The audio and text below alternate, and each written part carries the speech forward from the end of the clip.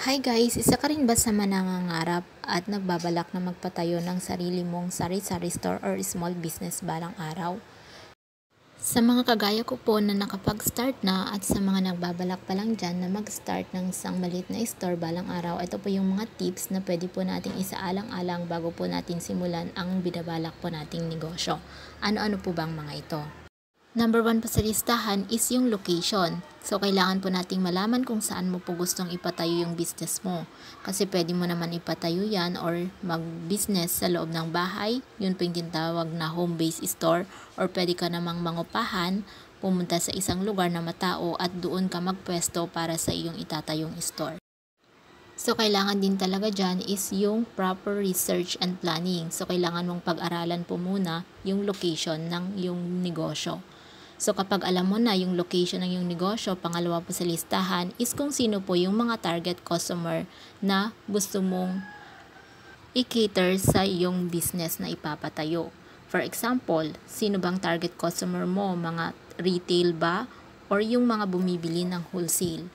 Kung kagaya ko po na retail store lang or small store lang din ang negosyo ko, so kailangan yung mga target customer ko, yung mga bumibili po ng mga tingi-tingi.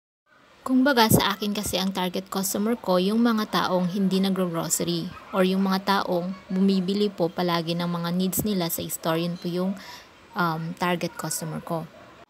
At kapag malinaw na sa iyo kung sino yung mga target customers mo, pangatlo naman po is maghanap ka po ng supplier. At hindi lang dapat isa, dalawa, tatlo na mga supplier, dapat mas marami pa. Kasi kung hindi ka na bumili dyan sa isang supplier mo, at least meron kang alternatives na pwede mong pagbilhan ng mga produkto na ibibenta mo. So dapat marami kang alternative. Kung okay ka na sa supplier, pang-apat po is dapat meron kang at least capital na pwede mong paikutin sa negosyo mo. Ito po yung tinatawag na capital and funding.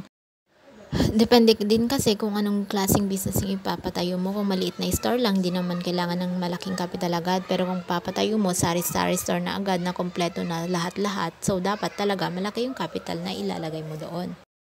So, kung malaking store yung pinapatayo mo, so dapat magkaroon ka dyan ng legal requirements. Pero kung isang maliit na store lang at minimal lang din ang capital at hindi pa kompleto, so meron namang time yan na kung saan pwede kang mag-trial and error muna bago ka mag-requirements or mag-comply sa mga legal requirements. So, pang-anim po na hindi po talaga natin maiwasan minsan is yung competition. Yan, lalo na kapag meron kang maraming store sa lugar ninyo at isa ka pang dumagdag. So, dapat aware ka din at handa ka sa competition na magaganap. Dapat maging sports lang po tayo pagdating po sa competition at wag po nating personalin lahat. Gumagawa po tayo ng mga strategies para po balik-balikan po tayo ng ating mga customer. Para po magkaroon din po tayo ng mga sarili po nating suki. So, doon na po pumapasok yung pang-pito na kung saan ito po yung unending learning process and research na kung saan wag kang titigil and tuloy-tuloy lang. Dapat mag-research ka din kung kinakailangan para sa ikakalago ng iyong negosyo.